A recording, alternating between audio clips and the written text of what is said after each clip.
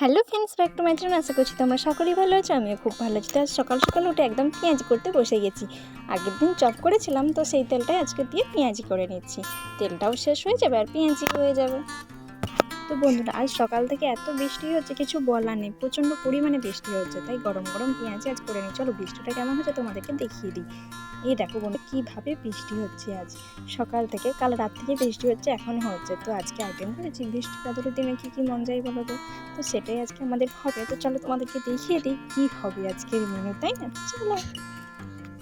তো বন্ধুরা, সকাল থেকে তো বৃষ্টি হচ্ছে, তার জন্য আজ আমাদের হবে খিচুড়ি, পোস্ত আর চাটনি। দেখো পোস্ত আলুটা আমি কেটে একদম রেডি করে নিয়েছি, আর খিচুড়ির জন্য পটল, কুমড়ো, আলু বাড়িতে যা সবজি ছিল সব কিছু দিয়ে রেডি করে নিয়েছি।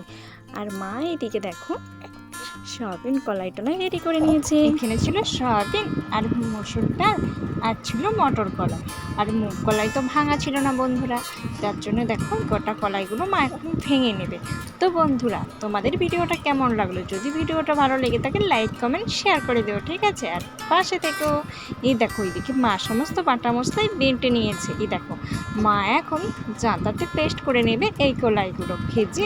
তো বন্ধুরা, এই কলাইয়ের মতন তো যদি যারা আমাদেরকে হিংসা করে, যারা আমাদের নিয়ে সমালোচনা করে, যারা আমাদেরকে সহ্য করতে পারে না, তাদেরকে যদি এইভাবে কলাইয়ের মতন জাঁতাতে পেস্ট করে কিছু শিক্ষা দেওয়া যেত, তাহলে না কিছু শিক্ষা দিলে। চলো বন্ধুরা, কি বলবো, ভিডিওটা এখানেই শেষ করছি। দেখা হচ্ছে পরের ভিডিও। টাটা।